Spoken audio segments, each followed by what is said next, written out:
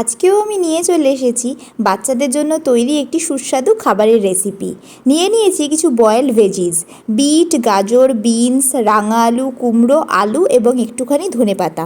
সবজিগুলো আমি আগেই সিদ্ধ করে রেখেছি। এবার আমি একটি ননস্টিকের কড়াইতে একটু ঘি দিয়ে নিলাম। ঘিটি সামান্য গরম হলে তাতে দিয়ে দিচ্ছি অল্প একটু কালো জিরে। কালো জিরেটি ফোড়ন দিলে একটি সুন্দর স্মেল আসবে তরকারিটিতে। চাইলে এই কালো জিরে ফোড়নটি না দিয়েও রেসিপিটি করা যেতে পারে।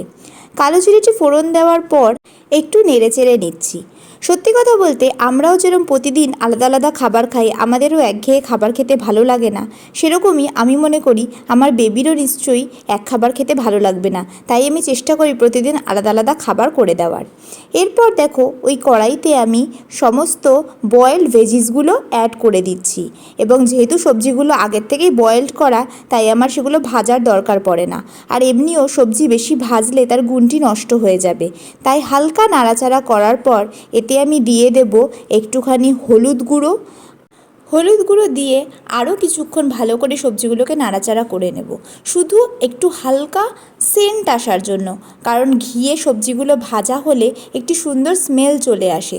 যদিও এটা ভাজা না, এটা সটেই বলতে পারো, কারণ এগুলো অলরেডি বয়েলড।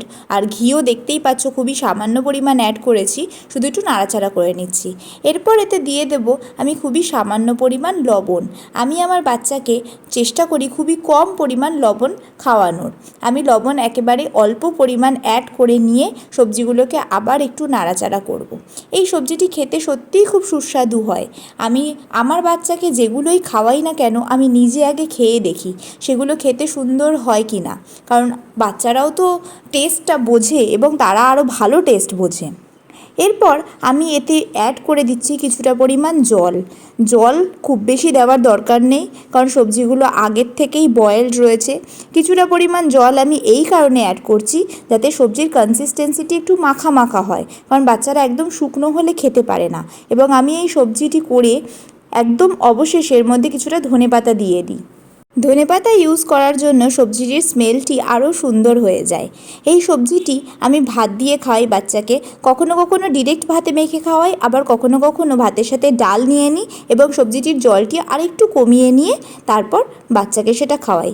সবজিটি সত্যিই খেতে খুবই সুস্বাদু হয়। আর বাচ্চারা নর্মালি তো ভেজিটেবলস খেতে চায় না, বাট ভেজিটেবলস খাওয়া যে কতটা উপকার সেটা আমরা জানি। তাই চেষ্টা করি আমি বিভিন্নভাবে আমার বেবিকে ভেজিটেবলসগুলো খাওয়ানোর। রেসিপিটি ভালো লাগলে একটি লাইক অবশ্যই দিয়ে দিও।